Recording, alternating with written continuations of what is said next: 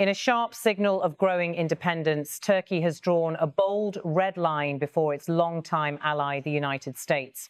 The country's leadership is declaring in no uncertain terms that its acquisition of the Russian-made S-400 Triumph air defense system is a done deal and will not be surrendered to satisfy the demands of Washington or its NATO partners.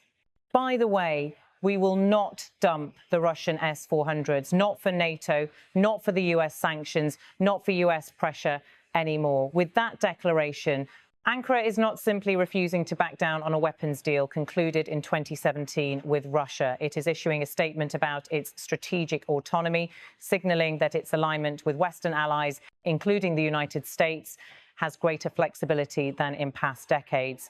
Purchase and fallout in 2017, Turkey paid roughly $2.5 billion for 4 S-400 systems from Russia. Delivery of the systems was completed by October 2019. The move triggered an immediate and severe backlash from Washington. Turkey was removed from the F-35 Lightning II program, the flagship U.S. stealth fighter initiative, due to concerns that the S-400 radar and associated systems could expose sensitive data about F-35 capabilities. Under the U.S. Countering America's Adversaries Through Sanctions Act, Turkey also became subject to American sanctions for purchasing the S-400 systems.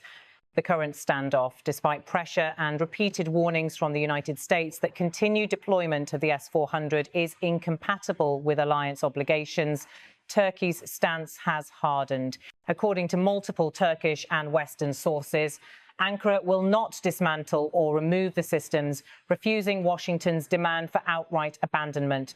Instead, Turkey has floated a compromise. It is open to establishing a joint military oversight mechanism with the US to monitor the S-400's activation and usage.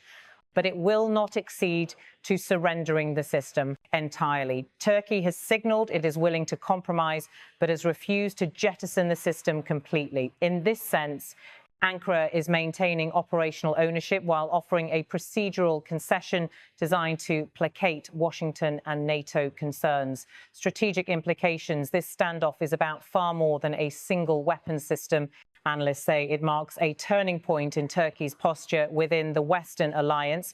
Turkey is signaling it will chart an independent defense procurement path, choosing systems that reflect its own strategic judgment rather than simply aligning with US NATO-approved platforms.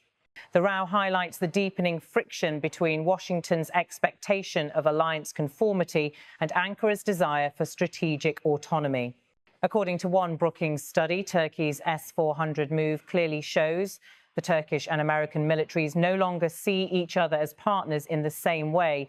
The joint oversight proposal from Turkey may be a way for Ankara to preserve the S-400 seconds while offering a face-saving solution to Washington without giving up its leverage. What Turkey is saying and wanting Turkey's leadership is sending messages that it will cooperate but will not capitulate. We will keep it, but if you want, you can create a joint military team and watch it together.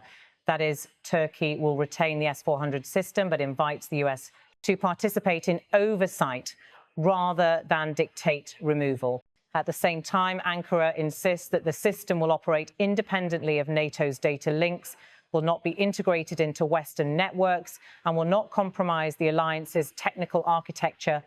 Turkey emphasizes that the transaction was concluded with Russia, and it expects Berlin, London, Paris, or Washington to respect its sovereign decision. Where things stand now, the United States, through the State Department, has reaffirmed categorically that Turkey cannot participate in the F-35 program while retaining the S-400 system.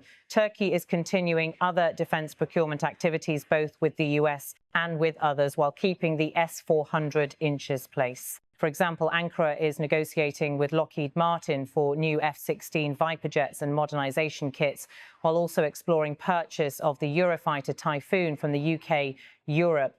On the alliance front, Turkey has pledged to meet NATO's elevated defense spending target of 5% of GDP by 2035, acknowledging that it must reinforce its air defense posture. Turkey's purchase and retention of the S-400 remains deeply controversial in NATO, since the system is Russian in origin, not interoperable with Western architecture, and potentially poses an intelligence risk regarding F-35 operations. What it all means. From a geopolitical perspective, this is a micro-conflict with macro implications. Message of sovereignty. Ankara is asserting it will not simply follow Washington's playbook, even though Turkey remains a NATO member. It wants to send the signal that we make our defense decisions ourselves. Rebalancing alignments, the S-400 saga is symptomatic of a broader shift. Turkey and other large regional powers are signaling a multi-alignment approach. They are not content to be locked purely into US or NATO frameworks. They want flexibility and relationships across multiple poles.